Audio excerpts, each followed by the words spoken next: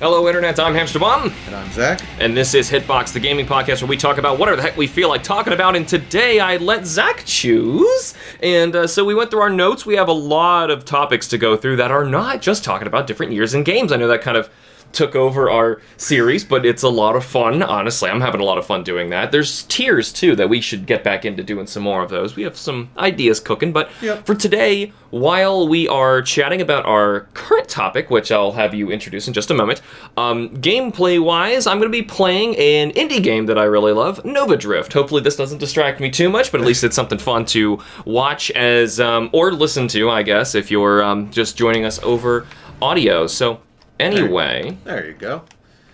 So what are we talking about today? We are talking about FOMO today. FOMO, The fear of missing out. Yep. Mm-hmm. Did y'all know that you're missing out on this totally amazing game called Nova Drift? Like you're not playing. I mean, come on, this game's amazing. You're not playing. I wouldn't say they're missing out. I'm saying they're sleeping on it. Yeah, I was gonna say this is. I'm joking. It's not at all the same thing. Even though, yes, this game is incredible. I really love it. However, no, that's not at all what we're talking about. And the fear of missing out is more about specifically marketing practices that are questionable. Yes, questionable at best. Where you have a company who is taking advantage of artificial scarcity in one way or another to try and get their consumer or target audience feeling like if they don't buy now, they'll miss out and they won't get it at all. Nintendo. It's not just Nintendo, but in gaming, Nintendo is doing it a lot. Sony is doing it as well. Yeah. Whenever I'm playing at the same time as I'm regularly chatting, it's really tough to try and talk. You do normally. A lot better than I usually do. I try my best. So anyway, what was I saying? We were talking about Sony. Sony. Yeah, so Nintendo, I'm sure we'll get into Nintendo today, but Sony, so just for example, say you see a game you really like that is on PlayStation Now, and if you were paying for the subscription, you would be able to play, I don't know, I think Persona 5 Strikers is on there right now. So you'd be missing out on playing Persona 5 Strikers for free. You would have the game for free. But remember, if you stop paying for it, now you don't have that option anymore. Ugh. It's not there. So say, while I had PlayStation Plus, maybe it's Plus now, I don't remember the difference. So I'm sorry if I screwed that up, but basically the online service, which is $60 a year, I was doing it to play Monster Hunter with you guys, and instead of just playing it with you guys all the time, you also get some games for, quote, free. Really, I see it as a FOMO enticement. Yeah, because it's really largely what it is. So, for example, The Last of Us I played that way. And if I wanted to play it right now, I can't play it. It is downloaded on my system, and I still am not permitted to play that game. Because you no longer have a PlayStation Plus subscription. Exactly. How's that sound? Not fun. No, and also, I wouldn't be able to play any of the new games that are coming out either, because they all are going to require that subscription account. So even though I've had it, I can see what they are. You can even download stuff and you're not allowed to play them. That's kind of ridiculous. So it really is not just Nintendo. Oh gosh, that hurt. Saw that. So, but yeah, Nintendo has been getting into this a lot lately. And especially, was it last year or the year before? I think it was the year before. Yeah. They were really bad about this, like really scaring a lot of people and upsetting them. Still worries me. Yeah, I'm still worried about it, but let's get some targeting on this. That might help a lot. Yeah, targeting. The biggest example I wanted to talk about, Super Mario 35. And yeah, that's probably the obvious one. That hurt me. And you fell for it, too. I did. No, okay, so as I've gotten older and wiser, maybe just older, not so much wise, I've been finding out and learning more and more about myself, and I found that it's like you always grow up and you think, oh man, those stupid adults and their marketing techniques, they can't get to me. Yeah. No, there is one thing people can do for me, and that's FOMO. Yeah, it is your weakness. Yes, like your kryptonite. I have a bad, collectors/hoarders mentality, however you want to look at it. Yeah. And so thinking like, oh, there's going to be a limited release of this, or, oh, I can only play this game for so long, like Mario 35, until April 1st. Happy April Fools to me, I guess. Yeah. Luckily, though, to be fair, I have seen a lot of copies of Mario. 3D All-Stars? Yes, 3D All-Stars in stores. Yeah, there's still a ton. So, yeah, you can still get it if you really want it. But for how much longer? Well, also, what happened to all the people who bought it for full price right when, Nintendo is saying, we're not going to sell this anymore? That was me. I bought it at full price. And I'm not surprised, because that's just... I couldn't help it, because it's like, it's so... I own all those games anyway, for 64 GameCube and Wii, but... Yeah. It's just so much nicer to have an easy-to-play version that's upscaled and has, updated controls and everything, and that I don't have to worry about, digging out all my old consoles and plugging them into my TV and making sure everything works again. It's so nice to have that, and, and to have all, the soundtracks to the games, which, That's true, yeah. Which was really nice, too. I don't care that there wasn't that much else included. I just was in it for the games and the music, but... It's almost like a historical thing, and Nintendo doesn't really honor its history that much. So seeing it do something like that, it really felt special. It felt like something, at least. A phone was thrown our way. Yeah, and I know, and that's all we get. So yeah, I'll go for it. I didn't. I didn't buy it. And honestly, the reason was I love all three of those games, especially Mario Sunshine. That's one that gets a lot of crap, and so I love Mario 64. I've played it countless times.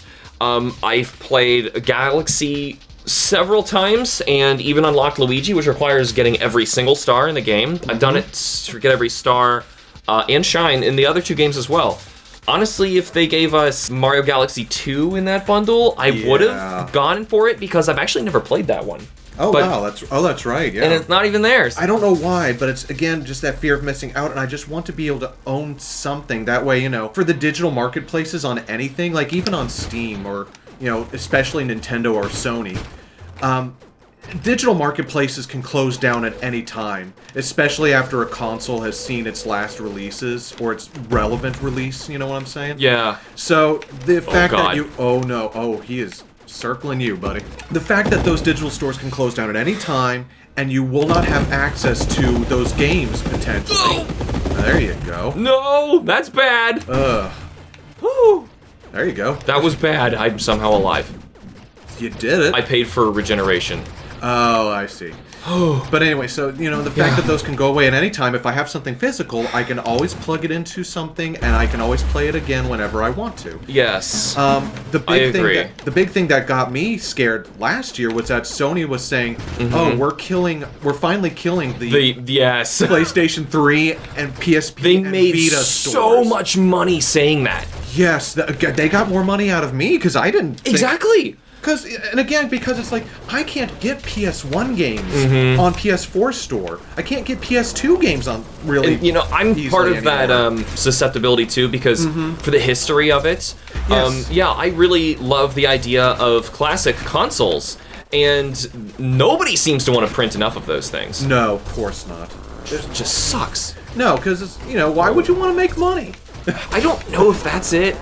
I don't know what the deal is of why they think that. Oh god. Well, because the market research and just general research has shown that limited releases just work. It makes money. Makes them a lot of money still. Yeah, it's a shame that I feel like it's exploiting people, and that's where I got the problem. Yeah, no, that's the big thing for me, because it's like I said, I'm so easily susceptible to it that I'm just I don't want to, but I'm like, if I don't want to pay hundreds of dollars later on down the line if I feel, some sort of, wistful wandering, oh, I want to play this game again.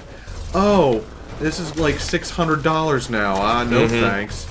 I just don't want to go through paying $500 for Vagrant Story. Yeah.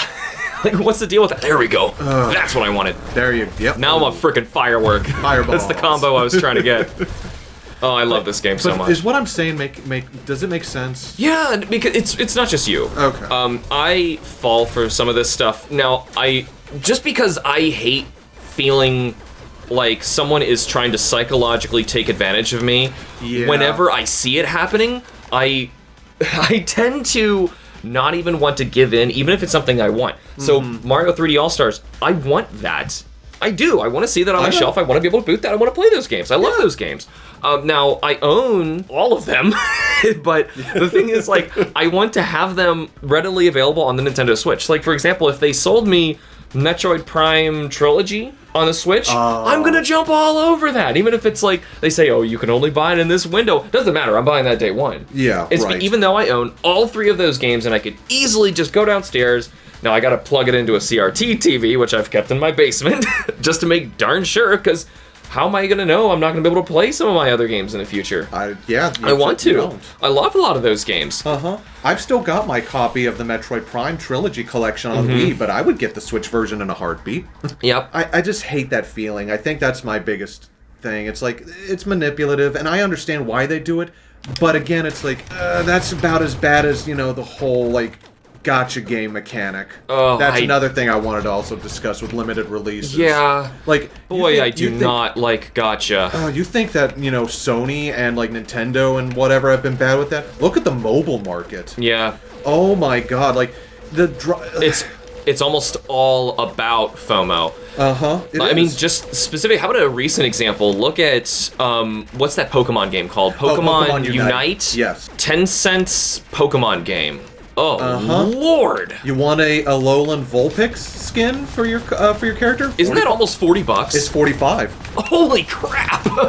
You want, like, and that's just, buy a new game. Yeah, you could get you're most of the way through to getting a new Pokemon game on the Switch. Clearly you're interested in Pokemon. Just buy Pokemon. Yeah, get Sword or Shield or Brilliant Diamond Shining Pearl or something if you're gonna anything else. 45. Yeah.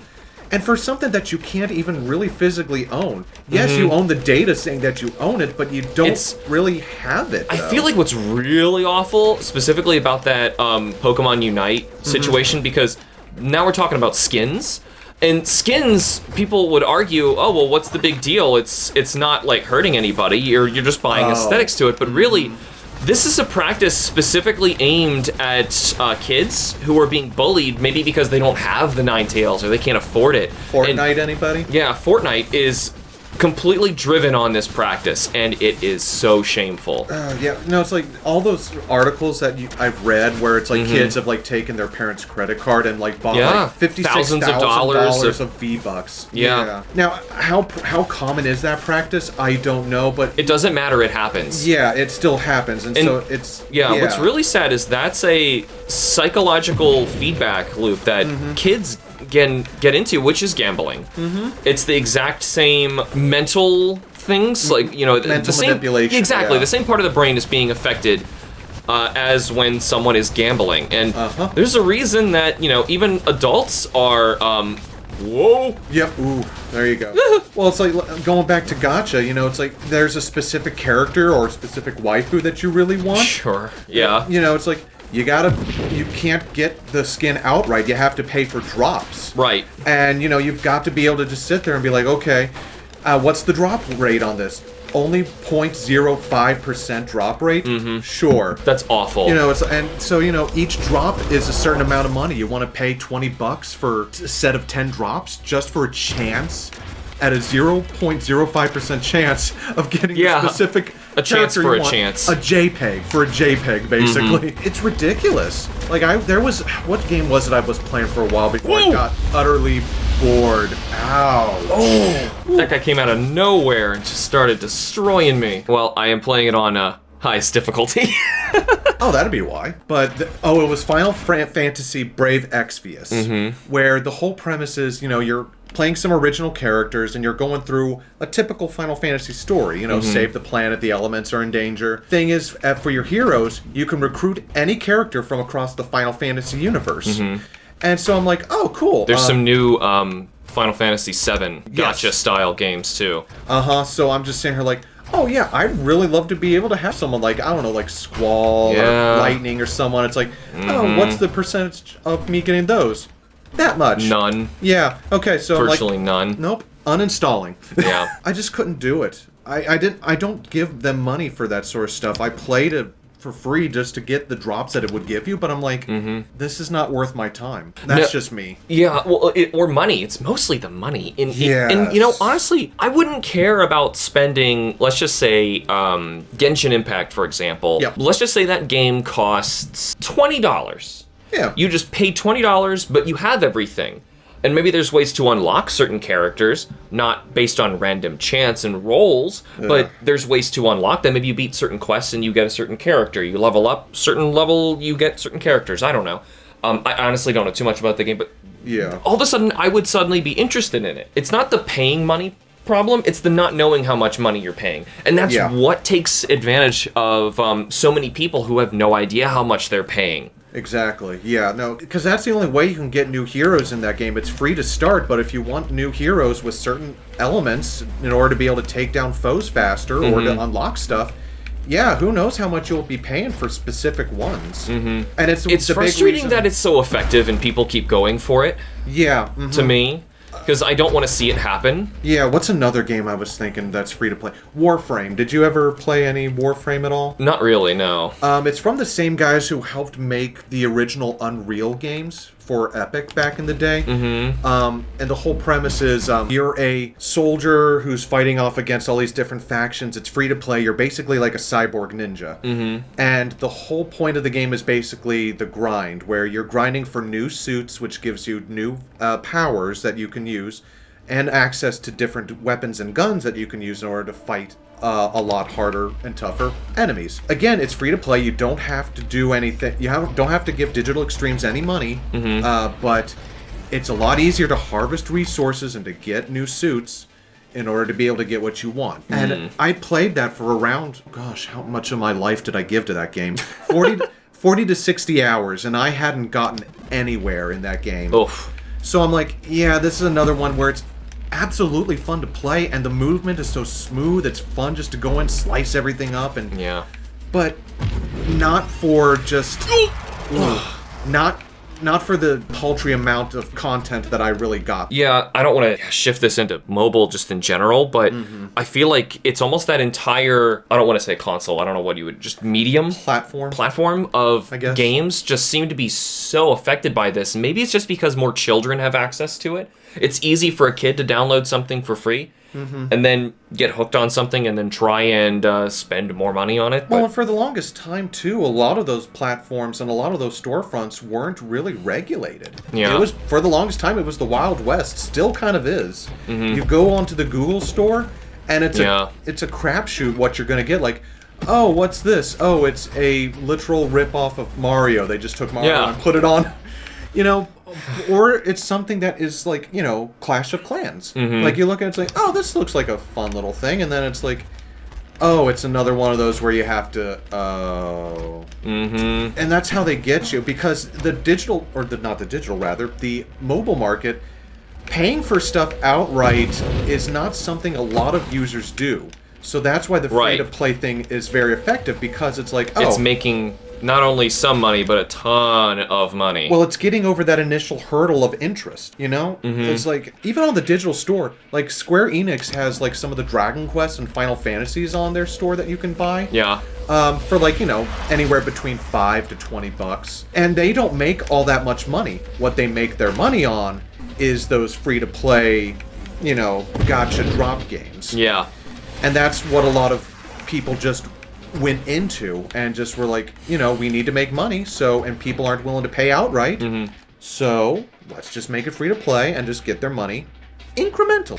And, you know, I have some serious problems with the gacha method lately, because I'm seeing it actually creep its way into mainline new AAA games, even if they're not even making money. Yeah. Sure, you know where I'm going with this. Shadow of War? No. Certain game that I recently completed and will be reviewing very soon. Oh, do you want to tell everyone? Xenoblade Chronicles 2. Oh, it is not next, but it is coming very soon. That game made me so angry.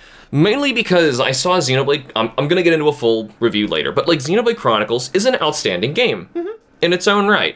And doesn't need any of that. But what the heck happened with the sequel where they're like, you know what, let's tie in this gacha system not only for acquiring new, basically weapons, they're characters, but they're basically weapons in the game, but some of them are required for progression. You need certain skills to progress through the game, which means you need to get lucky. That's awful. I hate that and you so can't even, much. And it's like, and you can't even pay or get the blades you need outright, can you? No, there's no way to spend currency. You have to get it by random chance. And here's the thing, like there's ways that people found to grind better chances to get rare crystals, to open them up, to get, of course, better chances at the rare ones, but it's all modified. Like your chances are modified based on how many you found. And there's only one that I wanted. I wanted Cosmos, because Cosmos is from Xenosaga, and I'm like the one of 10 people who, like, playing this game actually know who Cosmos is. Yeah, and I was like, I want to get Cosmos, and of course Cosmos is the rarest one. And so I'm digging through. I've got, I don't know how many. I opened, so I've beaten the game. I'm gonna tell you, I probably opened 5 legendary crystals, which is supposed to be like a guarantee, and none of them, not a single one, gave me an actual character. They were all common crap. I'm gonna say 95% of the rare crystals I've opened, which are countless, countless, gave me junk. I had so few actual characters in that game, it was sad. Hopefully, if the rumors are true that they're making a new Xenoblade game, that they don't incorporate something like that again. I'm so scared. I'm hoping maybe this is just Monolith historically screwing up their second game, because Xenosaga 2 was also a bit of a flop in terms of mechanics, and then they were like, you know what, that sucked, and they went back to making what made the original so great good, again. That's what they gotta do. Yeah, because the one I was thinking of was Shadow over Mordor, Shadow of War. The one where you play as basically an OC in the Lord of the Rings universe, where the whole point of the game is the Nemesis system, where you can actually make enemies out of the various orcs and uruks in Mordor, and they can come back, and they can you actually develop a rapport with them and a rivalry. In Shadow of War, the sequel to Shadow over Mordor, they made it to where multiplayer was basically necessitated. And if you wanted some of the best orcs or trolls in your army to defend your keep, you had to pay a specific goblin real-life money for the chance to get a tough ally. Yeah. They patched that out after it stopped making them that much money. So the game is playable now. You know what's also after years. Oh god! You know what's also really sick? What's that? Is a lot of games, like even Call of Duty, big ones, big games will do this kind of thing where they will release their game early to people who do their reviews. They give it off to different either YouTubers or review sites, and they will get all the reviews in. And then as soon as those are in and everyone says that the game is great, they patch in the gacha stuff and the microtransactions and all this scummy stuff. Then all of a sudden, all the reviewers are like, well, I can't change my review because they patched the game or they update something. Because inevitably that's going to happen. Because you're expecting, someone's going to patch a game and they might upgrade it, and you would think that it's going to be better. But this is companies intentionally making their games worse. Yeah, and because if you better for them, worse for everyone else. Yeah, because if you don't download that update, you can't play the multiplayer properly. You can't hardly do anything. Can't we go back to the good old days when consoles didn't rely on... Games are games. where games were games, and didn't rely on an internet connection all the time. Games make a lot of money. Oh, I know. They're, like you've said before, they are worth more than Hollywood. They are. The games industry is dwarfing the movie industry, and that's crazy. I love that. That's awesome. Yeah, but at the same time, why are they dwarfing that industry? It's really sad. Yeah. FOMO, it bleeds into so many things. Like, you know what? There's one thing I want to make sure we talk about while we're in this segment that made me so angry. And I honestly didn't even want to play this game much, honestly, but it's the fact that video game preservation and history is so important to me. But Nintendo, I love you, but do not ever re-release a classic NES game like Fire Emblem and Shadow Dragon and the Blade of Light. Yeah. You don't release this only in a temporary window. That game has never been released in the West, ever. Nope. Now, there's been other versions but that original game that original preservation has never been given to the West ever. Nope. Nintendo goes through the effort to make that game. They put it on the eShop, but only in a temporary window. And this is nothing like the Super Mario one where you can go find a physical copy of this. Yep. There is no physical copy. That is it. Though I think I heard somewhere that there was like some extra edition or collector edition or something like that you could get with it. But... Yeah, so there was a special edition that came with an NES-style sleeve, a box, manual, everything, and a map, I think, of the world. However... Oh, I see. But there was no way to... There was no game inside, just a download code. They were trying to make absolutely sure that you couldn't do exactly what I'm talking about here. Yep. Play the game later. Someone could find this thing and play the game. It's like they intentionally sabotage the history of this game for money. Zach, it makes me so mad. Oh no, it makes me... Dude, do you know how much I want to go back and play Super Mario Brothers 35? I loved that game. Yeah. I love the fact that... That game is gone. I know. That game does not exist. It exists on my Switch. I did not delete it as soon as they Are you killed allowed it. to play it? No, I can't. I can't here. even do the practice mode. You know another one that's really stupid? Dr. Mario. The mobile Dr. Mario. What was the what even? The point? Yeah, what was the point? Because that game was fully functional in single player. What are you telling me that you can't make the game single player? But no, they took the entire thing down because it wasn't making them enough money. I know. Exactly. I don't get it either. I don't get it. What you're touching on is, something that the video game industry and just the way the rules and laws work just makes it so difficult for anything to be preserved. It can't be like the movie industry where, it's like...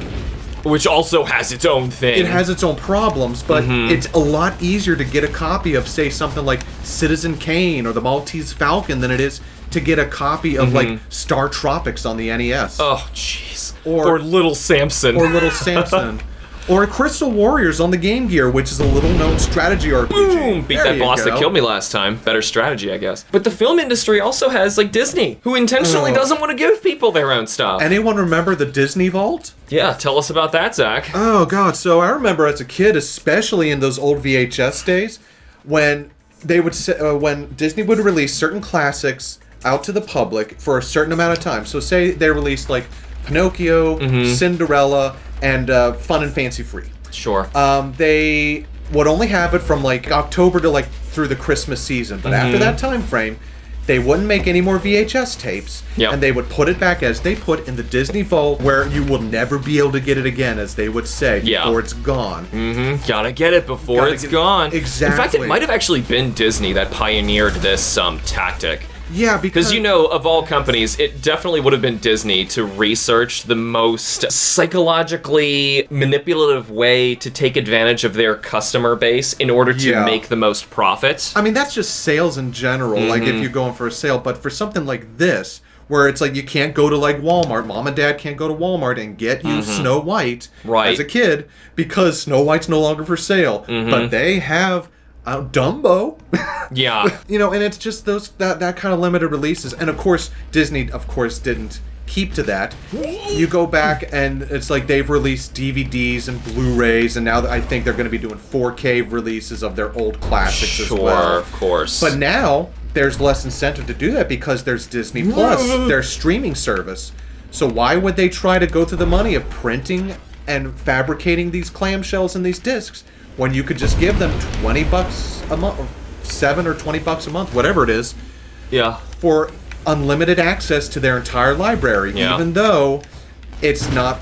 Some movies have been censored or just not in the way that they were originally made. Right, you want to see the original Star Wars? Well, screw you. Screw you, you can't do that. Thanks, George Lucas and Disney, you jerks. Man, I would love to see those originals again. Oh, me too. I've still got access to them, but it's like I want to be able just to see them on a shelf where other people have the ability to do so, because I've got them on DVD. Yeah.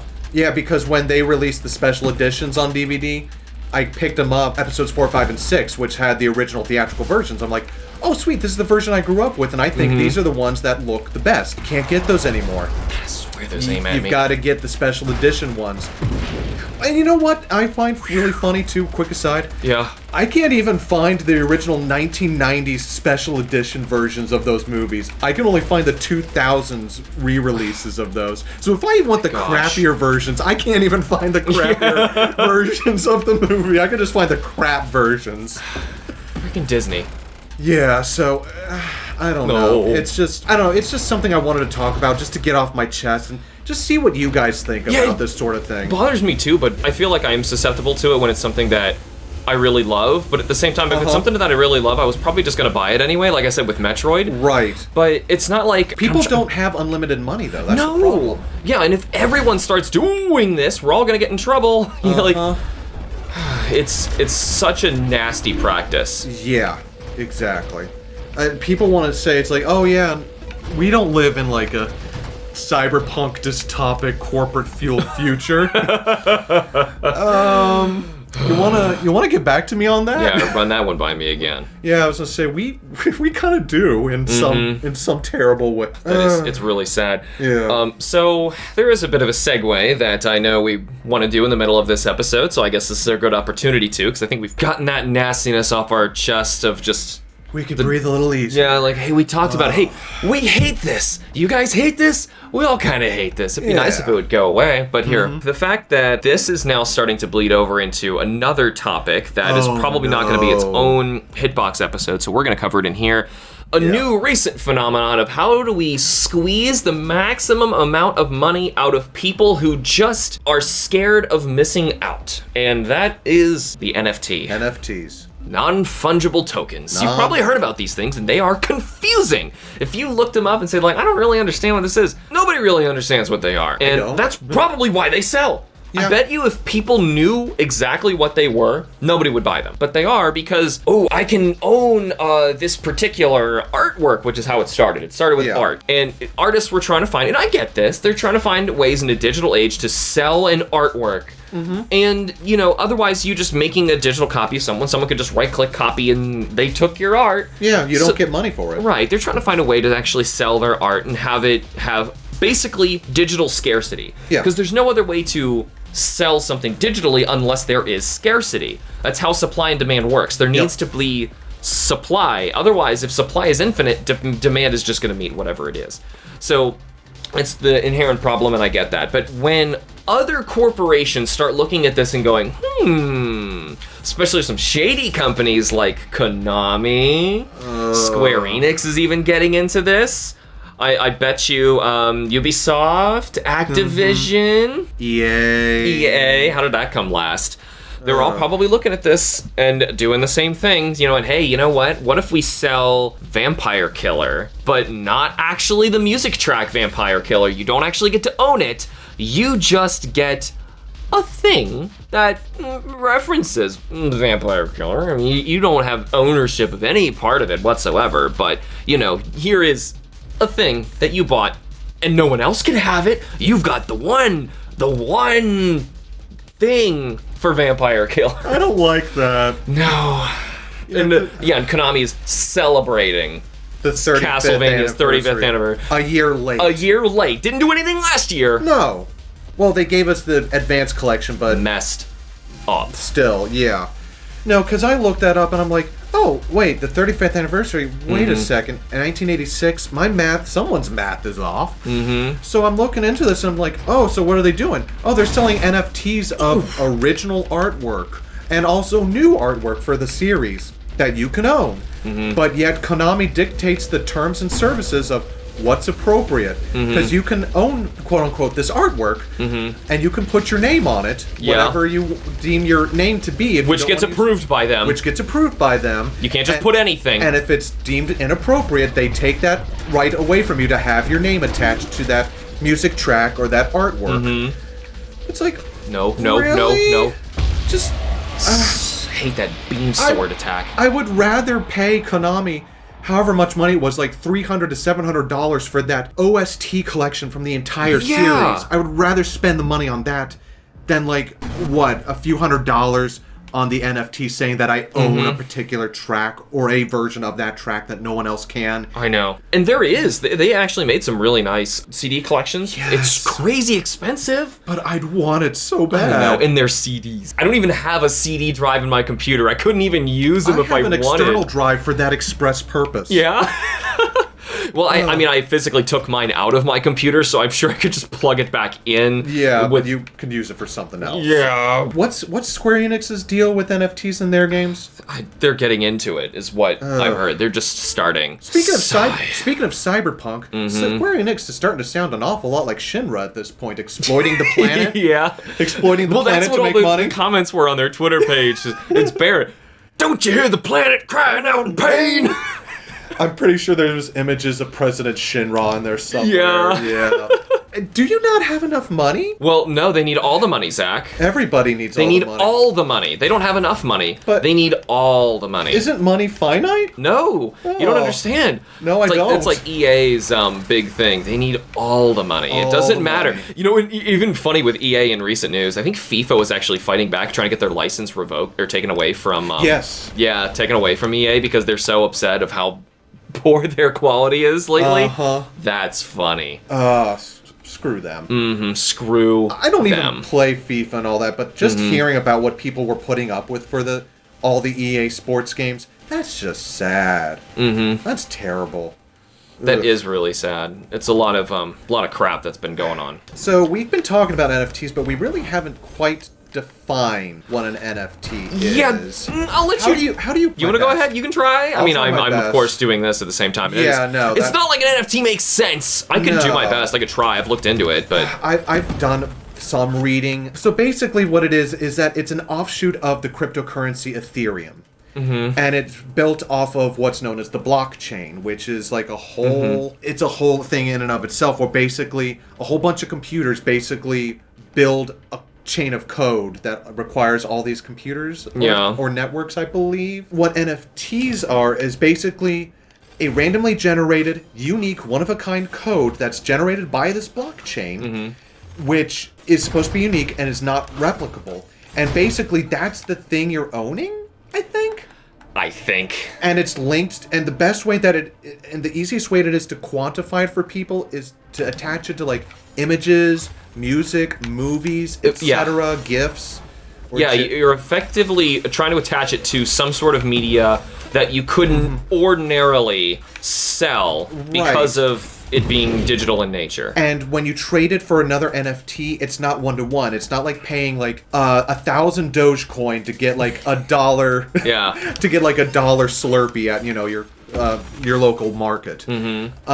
Because you're basically trading for something else entirely. And that's, I think, where everything kind of goes into like a sort of speculative stock market, just without the shares. I think that's what people at least want it to become. I don't know how I feel about it doing that. Yeah, because what I read, it's either supposed to be like a collector's thing, a speculative market, or like a new wave in like high art. Basically for rich people with too much money just to basically... have a collection. How basically... That's the thing, people... that phrase, saying that it's a collection, I feel like is really manipulating those people who have spending problems like that. So say, for whatever reason, someone has like a favorite character from Square Enix. I'm just going to say a Square Enix Cloud. They just need to own Cloud, right? Yeah. So somebody, and you're not, once again, we mentioned, you're not actually owning the thing. You own the receipt. Yes. That's basically how it works. You own absolutely nothing. They have full rights to everything still. They just sold you a receipt. And that's it. But which is a bunch of ones and zeros. Yeah. Yes, it's just a bunch of ones and zeros. But anyway, so someone buys and owns Cloud, and now they hear other people saying like, "Oh, what's in your NFT collection?" And if someone had the susceptibility to purchase this for the first time, now they're like, "Oh, but if I don't have it, well, what's my collection? Well, I want to be able to have the rest of the Final Fantasy stuff. Oh, but this person already bought this one. Oh, well, what's the price on Sephiroth? Like, oh, but I've got to get a Barrett. Or like, oh, what's Tifa going for? It's going to spiral. And then the music, because they can sell the music, they can sell the places, they can sell anything they want." Yeah, and like I said, it being non-fungible, you can't trade it for anything else. Nope. Outside of its specific, sphere of influence, it's kind of worthless. Yeah. It really is worthless. And that's the risk involved with stuff like this. I mean, when Bitcoin started, people were like, well, it is effectively worthless. And it really still is effectively worthless. Someone could turn off a computer somewhere and it had no value. I bet that person, though, who paid Domino's 20,000 Bitcoin for a pizza feels stupid now. As you guys probably know and have heard me rant and rave, I am a physical person. I am one who enjoys the tactile feel. And we're collectors. Yeah, we're collectors. Yeah. And I love the ability that I know that I own something and that I can do with it whatever I want. Now, I don't own the rights to things, I don't own the copyrights, but this is my specific thing. And, like, you know, say if I wanted to mod a game I wanted. You know, it's like, I want to be able to have that, I want that right to be able to do that. Or, you know, if I want to mod, you know, my old PlayStation 3 and update it and have it run games faster or more stable, I can do that because that's something I physically own. With stuff like this, you don't really have that ability. Everything is controlled outside of your, you know, ability to actually do anything with it. It disappoints me so much that this is even a thing that someone thought of. Now, or you know what? I think it's fine in the art world. That's fair. Because I could see, like, eventually, why would somebody make new digital art if it just gets stolen from you? I mean, like, people might love and know your artwork and they love your style and they want to see the new stuff, but you make nothing. So you got to go to Patreon, and effectively, like, the only way that Patreon's able to salvage artists is if they do that not safe for work thing, where they, like, give a free version out and then they make, like, the porn version that people pay for. They remove the bar. And they rake in the money. But that's, like, and even still, that you're still selling PNGs that people can share, and it eventually destroys your Patreon if someone felt like doing that. But still, that's the whole concept, is like they needed some way to feel safer about it or make someone feel like they actually own something. So the way I would probably put it is, it's not the technology itself that's inherently evil or bad, it's everything else around it. Yeah. Except, though, with the blockchain, from what I understand, it is kind of bad for the environment. Yeah, I mean, it's just not good. It uses so much power, and it... I don't know. It's so bad. This is like way beyond, like, my scope of understanding, my ability to properly understand it. I know just enough to know that it's not good for video games. And obviously we're really here just to talk about video games. But there's so much else that revolves around video games, because those things don't exist in a vacuum. Exactly. Like, I keep bringing it up in the art world because that's the only reason that this came up in the first place. Yep. I'm sure it's probably going to get into films, if it hasn't already. People want to own the NFT of, I don't know, the Beauty and the Beast. If you had any say whatsoever in... Toxic Avenger. There you go. Then I'd never get that lucky.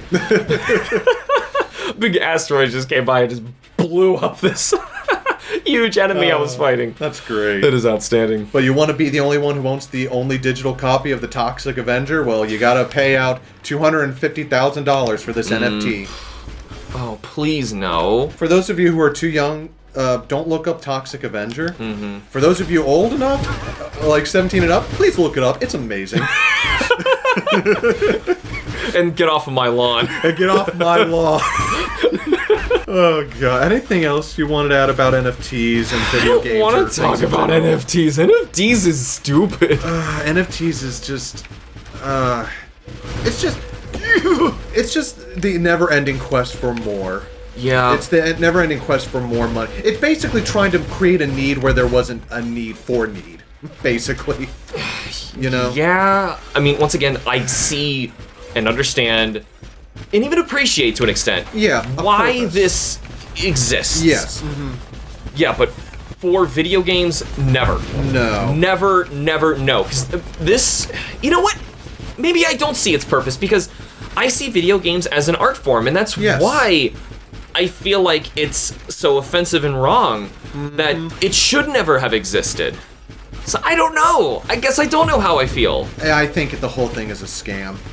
Well, absolutely. That's definitely my a scam. Takeaway. The only reason that big corporations are looking at this at all and saying, you know what, how can we squeeze more money out of the people who love our content?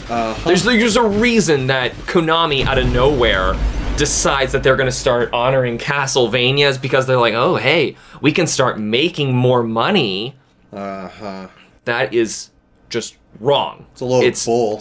Yeah, it's simply wrong. Ugh. And that's what makes me so mad about it. And the whole thing, I feel like this discussion has come up because people are not able to get over this very real psychological tendency that can be easily manipulated, and that is their fear of missing out. Yeah, and it's definitely, this whole thing has been a gradual shift in the way that video games are made and what video games are. And I'm sure that it's definitely a real thing because you love Castlevania, and you're gonna want to see, like, if people say like, oh, how's your Castlevania collection? Right. Well, if it involves this practice, it's gonna be forever more incomplete. Exactly. And somebody out there owns this thing, and they've got the collection. And, honestly, to be completely honest, I don't envy any of these people. I don't want an NFT. Even if you gave me one for free, no. I don't want any of those ugly monkeys. I don't want them ugly monkeys. Even if you came to me right now and said, the Samus Aran NFT, or the Ridley NFT. Sorry. No. Sorry. I just puked a little in my mouth. No, not even for free. No. Yeah. I don't want it, because the whole concept disgusts me so much. I just can't. I don't blame you. It's not worth it. No, it's not. Yeah, and you can put your money towards so many other things. Yeah, you can. Give it towards, I don't know. You're willing to shell out $13,700 for an image. Put it towards, I don't know, like a nonprofit.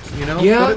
Put it towards a charity. Or even if you're just a collector, there's so many things you can already collect. There's expensive, cool things to get. Like, you want a full inbox copy of Earthbound? There you go. You have the money to shell out for that. This actually weirdly kind of reminds me of another example. It's physical media, and sometimes if you don't buy the Figma or the Nendoroid of some figure from Good Smile as examples that I'm saying right now, you missed out on it because they technically only sell, and I get it for how their business works. They are physically printing X amount, and they're moving on. Because they make so much stuff, they can't keep inventory of literally everything. Just like limited run games. Yeah, exactly, and that's fine. Like, I appreciate that they're doing that. They're going out of their way to make physicals out of games that would have never gotten it. I was tempted by buying a Carrion. I wanted it. I couldn't afford it because it's so expensive. Yeah. But at the same time, I appreciate that it exists. Exactly.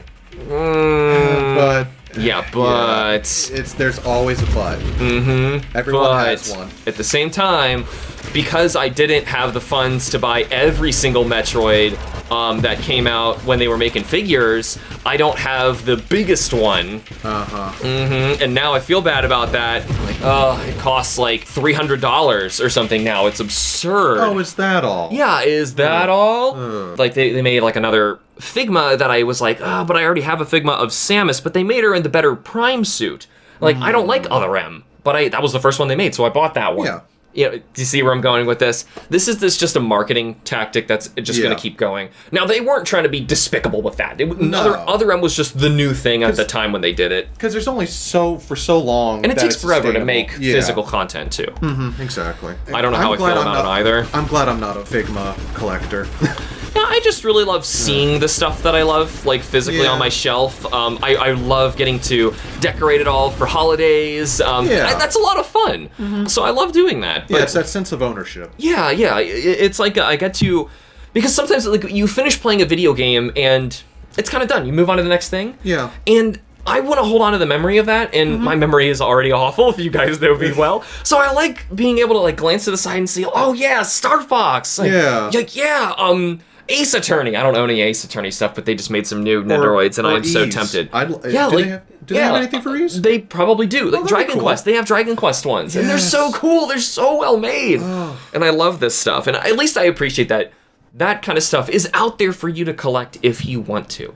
And go for that. Pay for that. Don't pay for NFTs. Don't pay for NFTs. Don't. If you love Pokemon, don't throw your money in Pokemon Unite. Buy the new games, even though they haven't reviewed very well and they don't look that great. There are old great games that you can buy and you can play. Get the original Diamond and Pearl. Get the original Diamond and Pearl. It's going to cost a lot more, But if you're willing to shell out $45 Buy for Platinum. a Vulpix skin, yeah. Platinum is going to be the better one, but yes, any of those are going to be better. Honestly, if you're going to be playing a 4th gen Pokemon game, Heart Gold and Soul Silver, those are the best. I don't know. It's a mess. My closing comment. Yes. The world is weird. People are strange. And I accidentally sat my butt inside of a giant projectile without realizing it for like 2 seconds, and that's what killed me. I think you have the better closing comment. NFTs will be the death of you. Nope. It's all sad. It just makes me sad. So there's nothing really fun out of that, other than, you know what? There are better things for you to spend your money on, and I think we discussed some really cool things out there that you can find that, at the very least, can have some cool, lasting effect that you can own, other people can also own too, Yep. and that's what's not so disgusting about it. It's all just disgusting. But either way, thank you guys for tuning into this episode of HITBOX. If you enjoy the show, you can help us keep it alive by supporting us on Patreon. The link's in the show notes in this video's description. For those of you on YouTube, remember to like the video and subscribe for more, and be sure to let us know what you thought of the show and what other topics you'd like to hear us cover in the future. And special thanks to all of our amazing Patreon members. See ya! See ya.